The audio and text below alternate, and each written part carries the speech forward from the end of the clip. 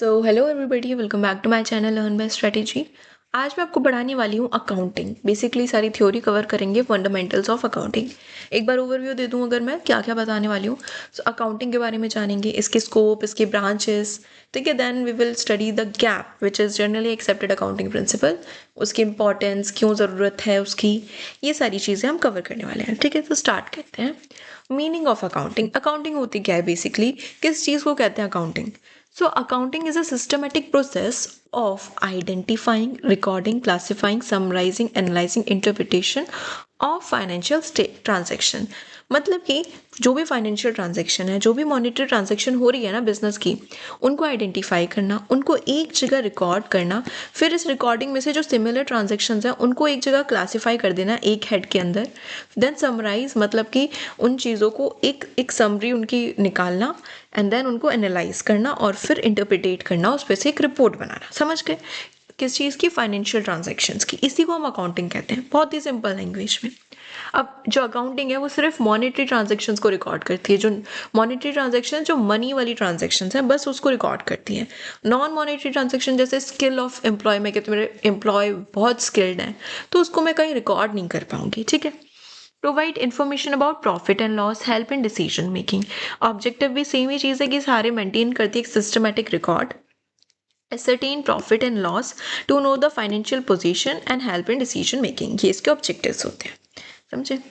अब देखते हैं scope of accounting. Scope of accounting क्या होता है कि अकाउंटिंग की एक्टिविटीज़ कितने स्कोप में, किस एक्सटेंट तक फैली हुई हैं। जैसे एरिया और extent to which accounting activities are carried out. तो स्कोप में क्या क्या आता है? सबसे पहले रिकॉर्डिंग ट्रांजैक्शन, हम जो ट्रांजैक्शंस रिकॉर्ड करते हैं, विच इज़ जर्नल, हम जर्नल में रिकॉर्ड करते हैं। सबसे पहली बार जो ट्रांजैक्शंस रिकॉर्ड होती हैं वो जर्नल में होती हैं, ओके। क्लासिफाइंग, मतलब कि अब इसमें से जो सिमिलर ट्रांजैक्शन है उन्हें एक हेड के अंदर डालना, this is ledger. Then summarising, summarising में हम ट्रायल बैलेंस क्रिएट करते हैं जिसमें हम सबके बैलेंसेस को नोट डाउन करते हैं, एक समरी क्रिएट करते हैं। देन उसकी बेसिस पे हम फाइनल अकाउंट्स बनाते हैं, trading P&L balance sheet. Then उसको हम इंटरप्रिटेट करते हैं और रिपोर्ट बनाते हैं। So scope of accounting is wide and comprehensive, जिसमें सारी स्टेजेस कवर होती हैं फ्रॉम रिकॉर्डिंग टू इंटरप्रिटेशन, ठीक है। सिंपल है, सॉर्टेड है। अब देखो, जैसे स्कोप की बात करी, किस किस एरिया तक फैली हुई है, तो ये कुछ ब्रांचेस है अकाउंटिंग की कि different area in which accounting is divided. तो आप यहाँ देख सकते हो financial accounting, cost accounting, management accounting, social accounting and human resource accounting. So financial accounting क्या होती है, जो अभी हम पढ़ के आए वही फाइनेंशियल अकाउंटिंग है। उसकी हेडिंग लिखना, डील विद रिकॉर्डिंग, एंड यहाँ मैंने डैश डैश डैश डाल दिया, मतलब पूरे स्टेप्स लिख देना। अब इसके मेन फंक्शन क्या है? ये हमारी डे टू डे ट्रांजेक्शन्स को रिकॉर्ड करती है।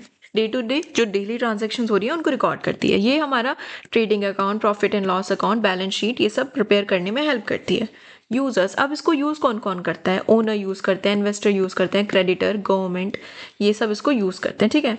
Importance, show financial position, performance, कि हमारी कितनी अच्छी फाइनेंशियल पोजीशन चल रही है, क्या फाइनेंशियल परफॉर्मेंस है, ये बताती है।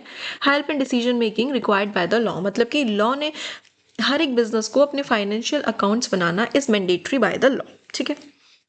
अब कॉस्ट अकाउंटिंग की बात करें तो कॉस्ट अकाउंटिंग डील करती है कॉस्ट के साथ, कि हमारी कितनी कॉस्ट लग रही है प्रोडक्शन में, उसको कंट्रोल करना, उसको कम करना।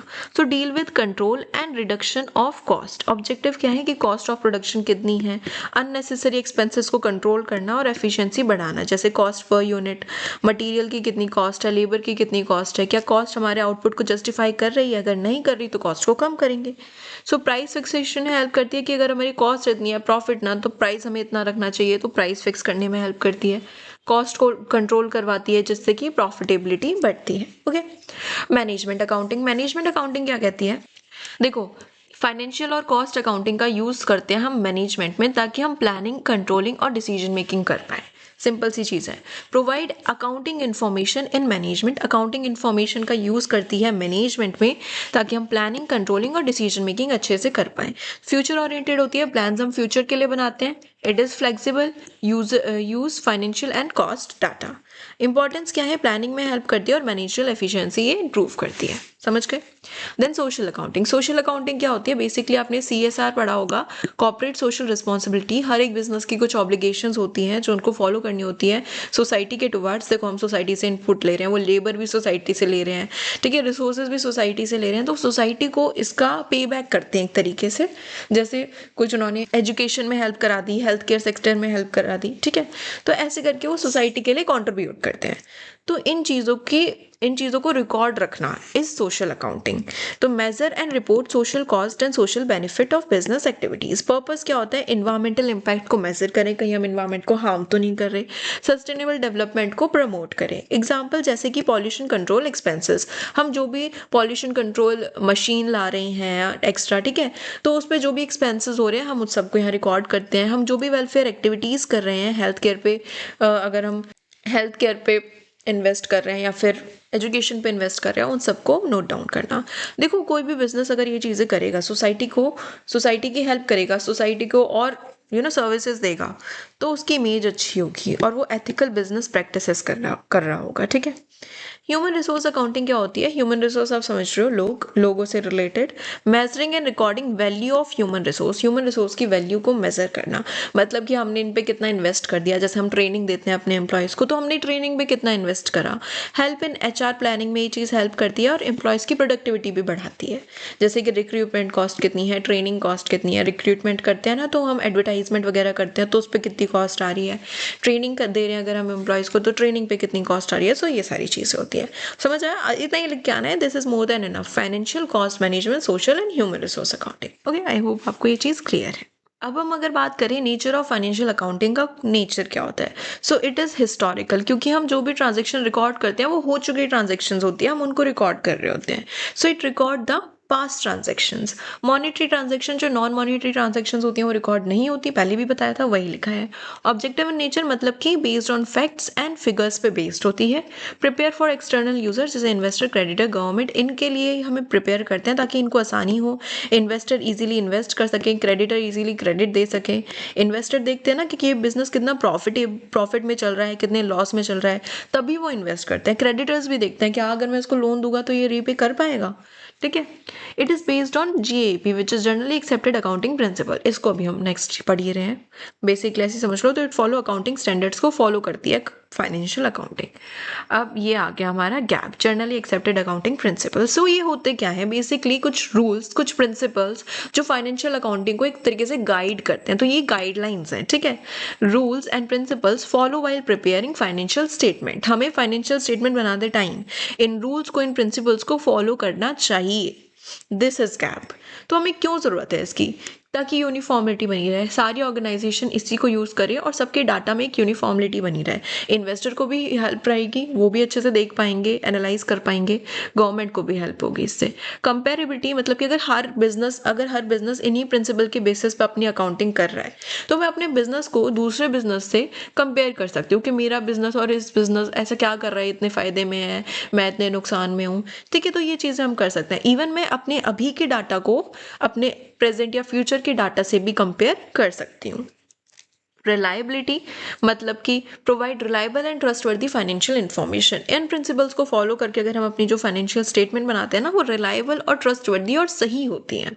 कंसिस्टेंसी मतलब कि अगर हमने एक मेथड अडॉप्ट कर लिया तो हम उसी को कंटिन्यू रखेंगे through out the year, through out the life of the business, ताकि कंपेयर करने में ईजी हो। जैसे आपने डेप्रिसिएशन अगर पढ़ा हो, तो डेप्रिसिएशन में ना 2 मेथड होते हैं, एक होता है स्ट्रेट लाइन मेथड, एक होता है डिमिनिशिंग वैल्यू मेथड। तो अगर सपोज मैंने स्ट्रेट लाइन मेथड अडॉप्ट कर लिया, तो मैं आगे भी उसी मेथड से अपनी एसेट्स को डेप्रिशिएट करूंगी, ठीक है, ताकि मैं अपने करंट डाटा और फ्यूचर डाटा या प्रीवियस डाटा को आपस में कंपेयर करके पता लगा सकूं कि कितना बड़ा है मेरा बिजनेस ने, कितना ग्रो करा है, या अगर वो डाउन गया तो कितना डाउन गया है। समझ रहे हो? ट्रांसपेरेंसी मतलब कि इन प्रिंसिपल्स के अंदर हमारी सारी मटेरियल फैक्ट्स जो है डिस्क्लोज हो जाती हैं। अब देखते हैं ये इंपॉर्टेंट क्यों है, क्योंकि ये डिसीजन मेकिंग में हेल्प करता है। Reduce account frauds and manipulation, chance of window dressing minimise. मतलब कि विंडो ड्रेसिंग क्या होती है? कंपनी अपनी साइट पे जाके अपने अकाउंट्स को मैनिपुलेट कर रही है, कुछ का कुछ दिखा रही है, this is what we call window dressing. So ये कम हो जाती है। एनहेंस क्रेडिटेबिलिटी मतलब कि financial statement prepare under GAAP trusted and accepted by the user. Users उनको ट्रस्ट करते हैं कि अच्छा इस प्रिंसिपल के बेसिस पे बनाए, सही ही होगा, गलत नहीं होगा। ट्रू एंड फेयर व्यू, ये क्या बताता है कि बिजनेस की ट्रू फाइनेंशियल पोजीशन क्या है, बिजनेस की ट्रू प्रॉफिटेबिलिटी क्या है। Facilitate audit and tax authority, जो टैक्स अथॉरिटी होती है ना, वो जब देखते हैं कि इसने इन प्रिंसिपल के बेसिस पे बनाया हुआ है तो दे वर लाइक कि हाँ इजीली इनको वेरीफाई करने में इजी होता है और वो कहते हैं कि हाँ सही ही होगा। समझ रहे हो, ये चीजें होती हैं। अब मैं आपको बताती हूँ कुछ अकाउंटिंग प्रिंसिपल जैसे जो जीएपी के अंदर आते हैं। So they are some accounting principle, accounting concept, accounting convention, दो चीज़ों में हमने इनको डिवाइड करा हुआ है। तो कॉन्सेप्ट जैसे कि business entity, business entity concept क्या कहता है, बिजनेस और ओनर ये दोनों अलग अलग है। बिजनेस और ओनर दोनों अलग अलग है। जो ओनर के एक्सपेंसेस है, पर्सनल एक्सपेंसेस है, उसे हम बिजनेस में इंक्लूड नहीं करेंगे, ठीक है। और अगर ओनर जैसे बिजनेस से ड्राइंग्स लेता है, मतलब बिजनेस से कुछ पैसा निकालता है, भले ही वो उसका मालिक है, पर स्टिल हम उसको बिजनेस की बुक्स में एज अ ड्राइंग ऐड करेंगे। मनी मेजरमेंट कॉन्सेप्ट की सिर्फ मॉनेटरी ट्रांजैक्शंस को हम रिकॉर्ड करेंगे, नॉन मॉनेटरी ट्रांजैक्शन रिकॉर्ड नहीं हो पाएंगे, जैसे स्किल ऑफ लेबर, ठीक है, इनको हम रिकॉर्ड नहीं कर पाएंगे। Going concern concept, business will continue in long run, चलता रहेगा बिजनेस लॉन्ग रन में, this is what we call going concern concept. Accrual concept क्या होता है, जो ट्रांजेक्शन्स हो रही हैं, जो भी हमारे एक्सपेंसेस हैं, जो भी हमारी इनकम है, हमें उन्हें उसी टाइम रिकॉर्ड करना है जब वो हुई हैं, ना कि उस टाइम जब बाद में पैसा देंगे तो बाद में रिकॉर्ड करेंगे या बाद में पैसा मिलेगा तो बाद में रिकॉर्ड करेंगे, नहीं, जिस टाइम हुई है उसी टाइम इन रियल टाइम उसको रिकॉर्ड करना है। एग्जाम्पल से बताती हूँ, जैसे मुझे 1 लाख सैलरी देनी है अपने वर्कर्स को इस साल, पर अभी मैं दे नहीं पा रही हूँ, इस साल मैं दे नहीं पा रही हूँ, तो मैंने कहा कि अगले साल की पहली मंथ में मैं उनको दे दूंगी ये 1 लाख रुपए विद सैलरी, ठीक है, मतलब सैलरी और उस महीने की भी और इस साल की भी।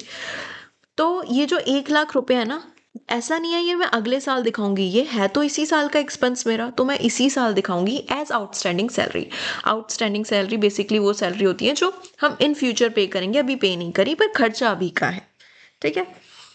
मैचिंग कॉन्सेप्ट क्या कहता है कि expenses should equal to income, हमारे खर्चे हमेशा हमारी इनकम के इक्वल होने चाहिए। एक कॉस्ट कॉन्सेप्ट भी आता है, ऐसे ही बता देती हूँ। कॉस्ट कॉन्सेप्ट क्या कहता है, जो हमारी एसेट है ना, एसेट को हमने, जैसे मेरी मशीनरी है तो मशीनरी को मैंने जिस प्राइस पे परचेज करा है मैं उसी प्राइस पे अपनी बुक्स में दिखाऊंगी। सपोज 5 साल पहले मैंने एक मशीनरी खरीदी 1 लाख रुपए की, ठीक है, 5 साल पहले 5 years अगो 1 लाख रुपए की मैंने मशीनरी खरीदी, तो मैं अपनी बुक्स में उसे 1 लाख रुपए से दिखाऊंगी, ना कि करंट मार्केट में क्या उसकी वैल्यू चल रही है। अब तो क्या पता और महंगी हो गई हो, 2 लाख रुपए हो गई हो, पर मैं उसे 1 लाख से ही दिखाऊंगी, ठीक है।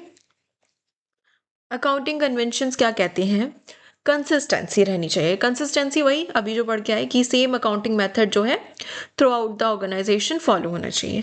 कंजर्वेटिज्म क्या कहता है कि हम we should anticipate the loss but not the profit. What is anticipate, कि हम प्रिडिक्ट कर ले फ्यूचर में कोई लॉस हो सकता है तो, और उसके लिए अभी से प्लानिंग करके चले, अभी से एक रिजर्व बना दे कि ये तो लॉस के लिए निकाल दिया, कोई लॉस होगा तो इतने का हो सकता है, ये पैसा मैंने लॉस के लिए रख दिया। थोड़ी कंफ्यूजन हो रही होगी, मैं एक और बार अच्छे से बताती हूँ एंटिसिपेट लॉस कैसे करते हैं। सपोज आपने किसी को सामान दिया और वो कह रहा है आपको अभी अगले महीने वो पेमेंट कर देगा, ठीक है, क्रेडिट पे सामान दे दिया, तो वो हमारा डेटर बन जाता है, उसको हम डेटर कहते हैं। तो सपोज 50,000 रुपए का आपने सामान दिया, 50,000 रुपए आएंगे उससे अगले महीने, पर आपको लग रहा है क्या पता ये मेरे को मतलब थोड़ा डाउट हो रहा है, 50,000 देगा नहीं, ही विल डिमांड डिस्काउंट, तो हम 5,000 रुपए निकाल लेते हैं कि 5,000 का लॉस तो होगा, 50,000 में से 50,000 का 50,000 मिलेगा ही नहीं, ठीक है, 45 तक मिल सकता है। तो we will made a provision for doubtful debt, जिसमें हम 5,000 रुपए डाल देंगे कि ये लॉस हमने सोच लिया कि इतना लॉस हो सकता है, उसको एज अ लॉस ही दिखाएंगे, ठीक है। फिर जब पैसे रिसीव होंगे, सपोज अगर पूरे पैसे रिसीव हो गए तो हम इस प्रोविजन को हटा देंगे। समझ में आया हमने क्या करा, हमने लॉस के लिए पहले से ही एक फंड बना दिया कि उसको लॉस में ही दिखा दिया। तो this is what we call anticipating loss. पर हम ऐसा प्रॉफिट के लिए नहीं एंटिसिपेट करते कि क्या पता वो 50,000 का 55,000 देते तो हम 55, ऐसे नहीं होता। We should only anticipate loss not profit. Full disclosure क्या कहते हैं, ऑल फैक्ट्स मटेरियल फैक्ट्स जो है हमारी फाइनेंशियल स्टेटमेंट में आने चाहिए, मतलब कि सारे वो फैक्ट्स जो डिसीजन मेकिंग में हेल्प करते हैं हमें उन्हें फाइनेंशियल स्टेटमेंट में दिखाना है, ठीक है। मटेरियलिटी मतलब कि जो नॉन मटेरियल फैक्ट्स होते हैं, जैसे पेन परचेज कर रहे हो आप, स्टेपलर परचेज कर रहे हो, तो इनको दिखाने की जरूरत नहीं है, इनसे कोई डिसीजन मेकिंग इफेक्ट नहीं हो रही है, सो ऐसे छोटे मोटे चीजों को आप मत दिखाओ, ठीक है। सो ये होता है हमारा मटीरियलिटी। समझ में आया, ठीक है। So yeah that's all for today guys. I hope आपको अच्छे से ये चीज़ समझ आ गई हो। If you have any kind of doubt let me know in comment section, okay? Yeah see you in the next video guys. Thanks for watching.